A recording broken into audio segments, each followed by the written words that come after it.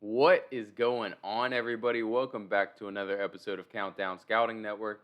I'm your host, Joey Garcia, and today we are doing the 2023 preseason NFL Power Rankings.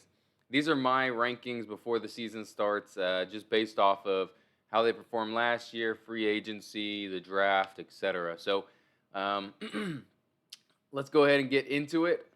Doing this right here means that we have NFL football coming back soon, and this Thursday we will have the Hall of Fame game. Wednesday we'll go over kind of what I'm excited for in the Hall of Fame game, and then Friday we're going to break down some of the some of the exciting players that we got to watch during the Hall of Fame game. So football is back. Let's be excited, everybody. Let's get into this breakdown. All right, starting out at number 32, we have the Arizona Cardinals.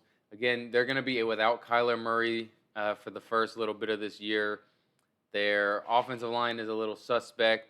Their receiving core also doesn't have that many weapons. You've got Trey McBride and Zach Ertz at tight end. You've got Marquise Hollywood Brown at receiver. Really not much going on other than that. Defense as well. You had J.J. Watt retire. You've got Patrick Peterson's not there anymore. Again, you had a bunch of guys kind of leave, so it's a rebuild in Arizona. It's going to be tough, especially. I don't know if they'll get their quarterback back until maybe the bye week. So next we have Indianapolis Colts. Indianapolis Colts at 31. Not as doom and gloom. Yes, Jonathan Taylor is talking about wanting a trade right now, but you have Anthony Richardson, who's a phenom at quarterback. You've got some other developing pieces there, so it is a rebuild for you guys. But you've got a few of the promising pieces. I think Shane Steichen is a good coach as well. So I think you guys have promising pieces there. Let's just see what it's going to be a tougher season for you. You're just going to be looking for some excitement during games, not necessarily looking for wins. Houston Texans, you guys are on the up and up, but still just not completely there yet. You did get C.J. Stroud. You got promising running back. You've got a decent receiving core. Got both of your tackles signed to long-term deals. So that defense needs a little bit of help, but I think you guys have the coach that's going to help with that defense. So, yes, you guys are at 30, but next year you guys might be trying to play for a wild card spot. You guys might jump up that much. So, Chicago Bears, again, you got Justin Fields. You got some other young talent, but we did a breakdown of this team before the season, before the draft, and that defense is a mess. The offensive line's not great. Yes, you finally got some weapons around Justin Fields, so that's awesome, but the defense still has a long way to go. Tennessee Titans, kind of a soft rebuild. You still do have Ryan Tannehill. You still do have Derrick Henry. Have a couple offensive weapons with Chigakonkwo taking over that starting tight end role. You have A.J. Brown, not there anymore. Instead, you have Treylon Burks. And I believe they got in DeAndre Hopkins, too. So you've got some guys there. David Long, the linebacker, left. So it's kind of a soft rebuild. I'm putting them down here, but just because I really don't know what to expect. Taylor Lewan at left tackle is gone, so you got younger tackles, younger offensive line. It might be a little rough patch in there, but they could surprise us, I would say. Washington Commanders, again, you guys got the dark cloud out of the franchise with ownership moving over. That's awesome. Sam Howell, 5th-round pick. Let's see what he's got. You guys got some good weapons on the outside. Defensive line is still very, very talented. Let's see if that defense could take a step up to what we thought they were going to be last year. Tampa Bay Buccaneers, this one is rough. You've got Baker Mayfield versus Kyle Trask at QB1 battle. The offensive line is a little bit rough as well. You've got a few solid pieces out there, obviously. You guys have Tristan Wirfs, who's a staple at tackle, but really the rest of the stuff you've got a couple old guys that have been let go. Defense has a few good young pieces on it, but again, it's not the Tampa Bay defense that we came to expect the last 3-4 years. Atlanta Falcons, a bunch of offensive weapons. Defense looks a little bit better. It's all about Desmond Ritter. What can Desmond Ritter do? And if this defense is going to have some pieces step up. Not the greatest defense. And Desmond Ritter is, again, he's young. He was a third or fourth round pick. So let's see if he can step up with all these offensive weapons. And we'll see what happens. Las Vegas Raiders, they got Jimmy Garoppolo in there instead of Derek Carr. Got some wide receivers and some defense. Offensive line still rough. Josh Jacobs hasn't shown up to training camp as of today. Defense still isn't that impressive, other than maybe Max Crosby and a few other pieces on there. So, again, I think they still got a little bit of ways to go. Let's get into number 23, the Los Angeles Rams. Matthew Stafford's looking to be a little healthier this year. Still got Cooper Kupp. Again, their depth is depleted. They got Puka Nacua in the draft, who I like. Cam Akers is going to take that step up. At running back, offensive line still a little suspect. Yes, they drafted Steve Avila. Yes, they drafted a couple other guys. Defense is very, very thin. Very thin. I got him at 23 because I think I respect their offensive coach, Sean McVay. I think Matt Stafford's going to play well, and I think they're going to put up some points, but they're a long way away from being a playoff team, I think. Denver Broncos at 22. This is the what-if factor. Defense isn't what it used to be honestly, the past 10 years. You think of Denver defense, and you're like, well, at least they got a top 6 defense. It's not that right now. Vic Fangio's not there anymore as their defensive coordinator. But let's see if Sean Payton can revive this offense and revive Russell Wilson. They got Javonte Williams, the young running back who's just been kind of banged up these last couple years. You got some stud receivers that just really haven't been able to put it together yet. Yes, Tim Patrick did suffer an Achilles injury. I believe that was earlier today. But you still have Jerry Jeudy, you still have Cortland Sutton, and you've got a couple running backs behind Javonte Williams as well. You got Samaje Perine, who's supposed to be taking some strides forward. But, again, this is it's defense, and that's going to be lackluster, I think, on that team. Carolina Panthers are growing. Very young defense. That's probably the most exciting part to them. Very young defense. Also, Bryce Young, stud quarterback that they took at 101. They traded DJ Moore for him. They brought in Adam Thielen. Adam Thielen's going to be a big part with Bryce Young, I believe. I think that's going to be his go-to guy early on. And then, of course, you've also drafted Jonathan Mingo. So that's exciting, too. I think this is a young core that can grow, but they're not there yet. It's a young core getting ready to take that next step. New York Giants did a lot more than we thought they were going to do first year under Brian Dable. Saquon Barkley got his 1-year contract settled out, so he will play on that. Daniel Jones took that step. Again, not a big step, but he took a step up to be a serviceable quarterback. Let's see if he can take another step. If he can take that other step, they got a good offensive line around him. They got some wide receiver weapons. Jalen Hyatt came in there, got a couple other wide receivers. Defense is a little young, have a couple good quality pieces on there, but still have some holes to fill on that defense. So they're not ready yet, but this is a dangerous team. This is probably one of the more dangerous teams on this list that I don't think will make the playoffs. New Orleans Saints, they ended up bringing in Derek Carr, got their quarterback finally. Alvin Kamara, is he going to be suspended? Is he not? They've got Jamal Williams. They got Kendre Miller, who's also injured. Michael Thomas might finally play. Their offensive line is still a work in progress. Their cap is kind of horrible where they don't have much depth on defense either. But their starting defense is fairly solid, I would say. I'd put it in the solid category, but that's about it.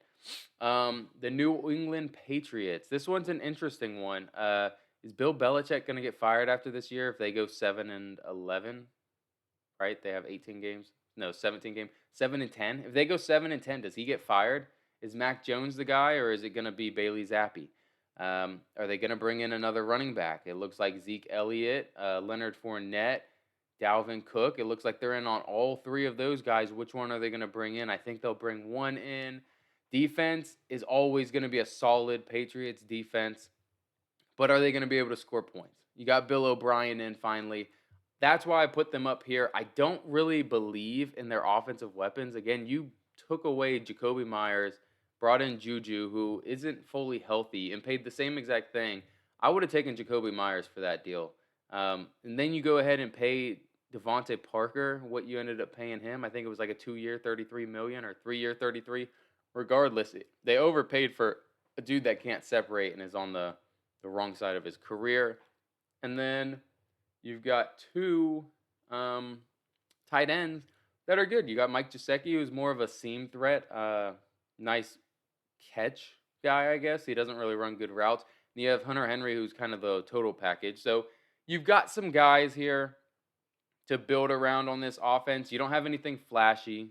Again, that's the Patriots' way not to have anything flashy. But let's see if Bill O'Brien can put a little bit of spice in this offense and see if they can win some games and go, I think if they go 10-7, I think that's a success, especially in that division. Next, Minnesota Vikings. Again, it's weird. They're doing kind of this soft reload. It's not a rebuild, it's a reload. Where you take a couple of the guys. Apologize if you hear that thunder. It's storming right now where I am. Dalvin Cook, you let go of him. You let go of some of the other big name guys, but you keep Danielle Hunter. You keep Kirk Cousins still. So it's not a full rebuild. It's just a reload. Again, they ended up winning the division last year. I think they're just trying to revamp this team. I think offense is going to be pretty good. I have Green Bay listed right in front of them. That's just because I don't know how well Alexander Mattison in that run game is going to do without Adam Thielen. You're going to have KJ Osborne have to take a step up. You're going to have Jordan Addison, who's a rookie, 170 pounds, take that step up. It's a lot to ask those guys. And then Alexander Mattison, who has never been a workhorse, you're going to have to ask him to take over for Dalvin Cook. And then you're going to have Ty Chandler or Dwayne McBride, a rookie, a 6th-round rookie, I believe that he was drafted in the 6th round. Go ahead and take some more of those carries as well. So it's a lot of what-ifs going on there. And that's why I kind of put Green Bay in there. Yes, they're changing out quarterbacks. Yes, they don't have Allen Lazard anymore. But other than taking Aaron Rodgers, they're going to feed the rock. It's going to be a running game. They got a bunch of running backs, A.J. Dillon, Aaron Jones. You've got Lou Nichols, who they just drafted, who I think is going to be a quality number 3 guy. They also have Kylan Hill, from Mississippi State from a couple years ago. So they've got a couple running backs. I think they're going to feed the rock, and then they've got some burners. They've got some nice young receivers on the outside as well. Defense is going to be defense. It's about what they were expecting it to be. I don't think it's going to take a step back drastically or anything like that. So I got them just edging out the Minnesota Vikings on their division. But they're not going to win the division. I got some other guys up here. All right, moving on to number 15. We got Cleveland Browns. Cleveland Browns, I think Deshaun Watson coming back in. He's a little rusty. He looked a little rusty. But, man, I think he's going to look a lot better this year. Got some good receivers for him. Don't have you got Jerome Ford taking the place of Kareem Hunt. Nick Chubb still there. That offensive line's looking better than ever. The defense is a little bit revamped. I like this team. Being at 15 might be criminal. It's just what's going to happen with Deshaun Watson. If Deshaun Watson plays how he just played last year, 15th is probably where it needs to be. But if he can play like he played in Houston the last couple years, this team's dangerous. This team's very dangerous. Pittsburgh Steelers, defense is getting revamped. Offensive line's getting revamped. They're both probably going to take a step up. I don't know until we see it, but it looks like it's all going in a positive trajectory. Kenny Pickett, can he be a game manager, a distributor? That's all he needs to be.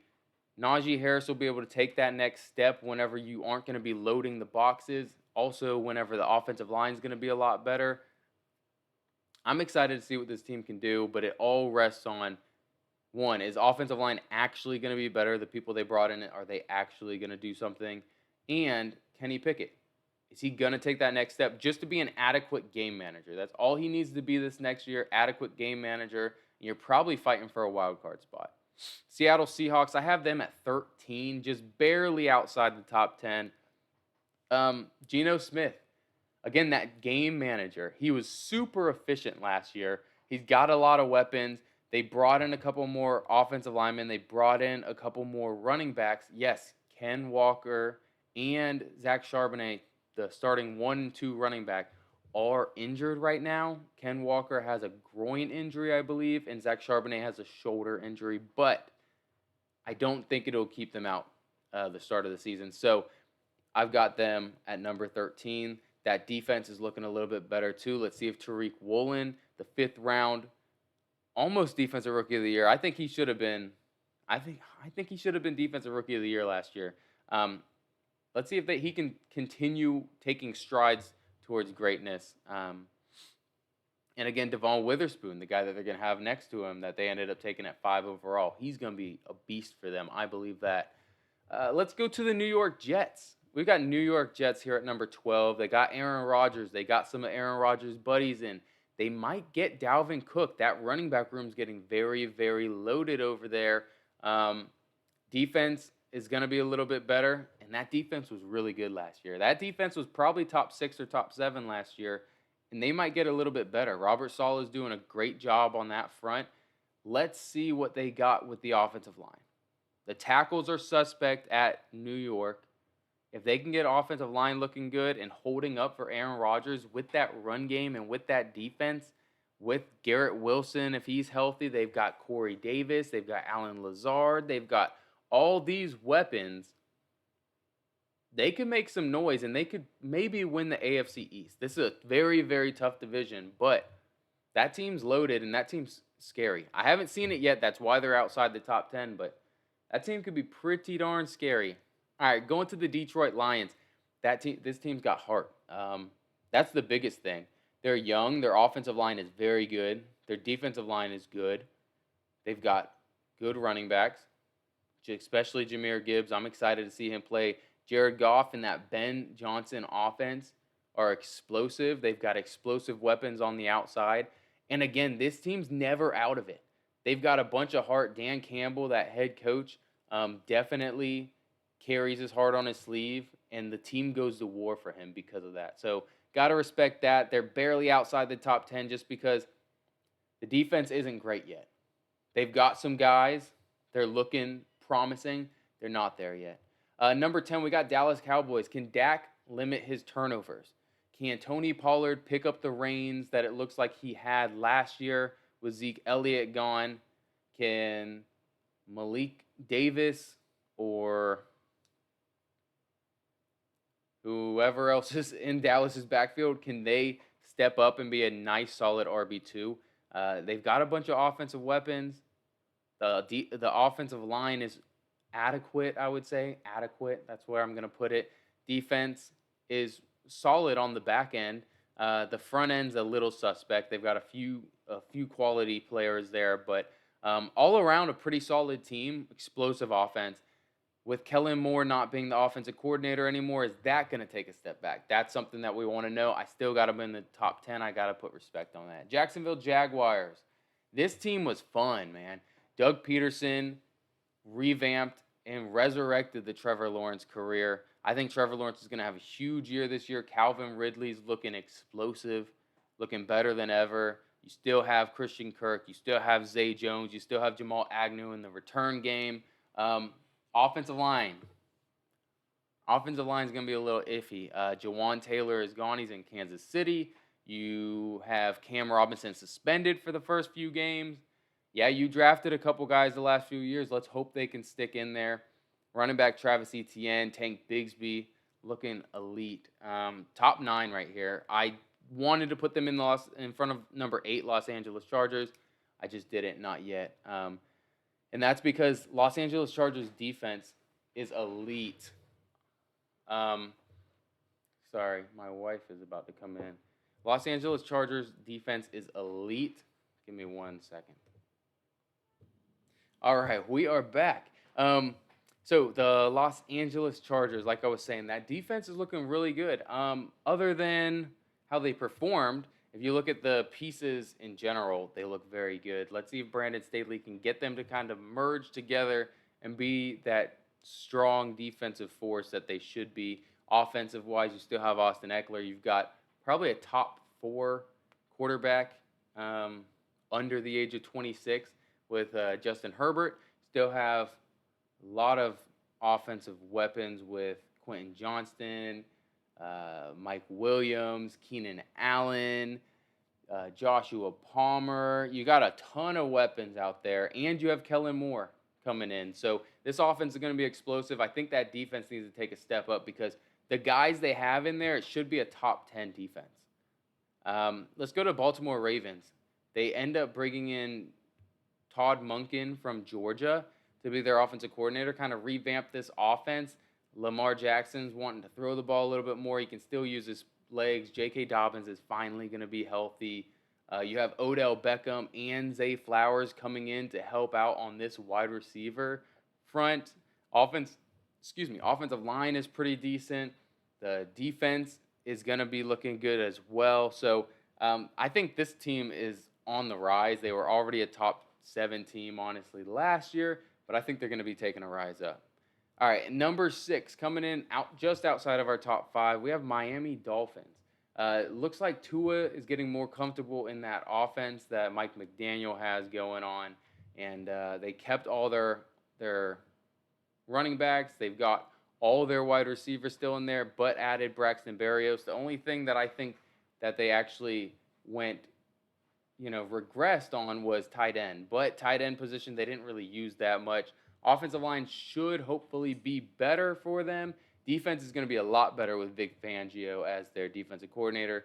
Yes, they brought in Jalen Ramsey, and he did go down with the meniscus tear. It looks like he'll be back by the bye week, which is about week 8, week 9. So other than that, they brought in Cam Smith from the draft, and it looks like he's probably going to step in there too. So this team's dangerous. The offense is fun, explosive. As long as Tua stays healthy, this team's top 5.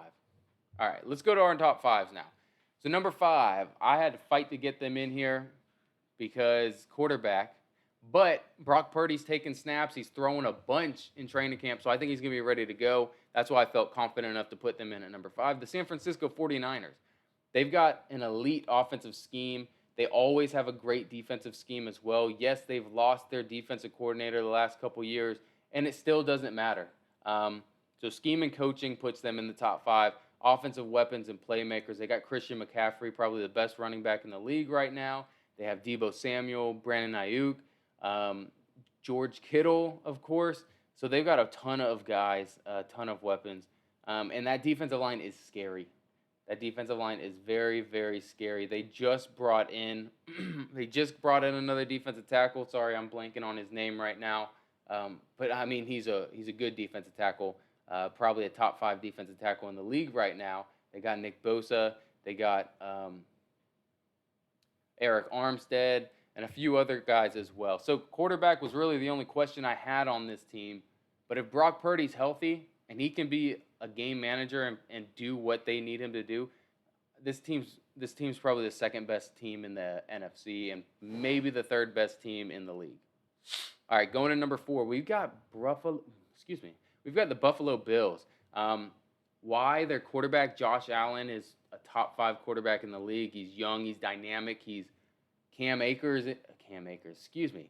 Newton in his prime. He kind of plays that same way. Their secondary is going to be elite this year. They still have Jordan Poyer. Trey White is still there. They also, Micah Hyde, and the last one, Kyer Elam, the corner that they drafted 2 years ago, has another year in the scheme. Offensive weapons, of course. It's looking like they're bringing in Dalvin Cook is a possibility for them. But even if not, they've got James Cook, who's playing a little bit of wide receiver, a little bit of running back. They've got Stephon Diggs. They've got Dawson Knox and Dalton Kincaid. They also have Gabe Davis. Can't forget about him. And my dark horse this year, Khalil Shakur, the wide receiver from Boise State. Last year was his rookie year. I think he's going to have a breakout year this year. Offensive weapons, all of them. The fans and environment, probably one of the best fans in the National Football League. I think I got Philly 1, Buffalo 2, Kansas City 3. Man, the fans are raucous. Stadium's loud.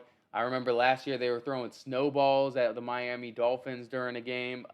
You got to love it. You got to love that atmosphere. So I got to put them at 4. Number 3, Cincinnati Bengals. Number 1 reason is Joe Burrow. Joe Burrow, he's elite. I had to put his cigar picture in there. It's iconic. They've got a bunch of offensive weapons. Probably the best offensive weapon grouping. And honestly, I think it's better than San Francisco. Their offensive weapons, you got Joe Mixon. You've got Jamar Chase. You have T. Higgins. You have Tyler Boyd.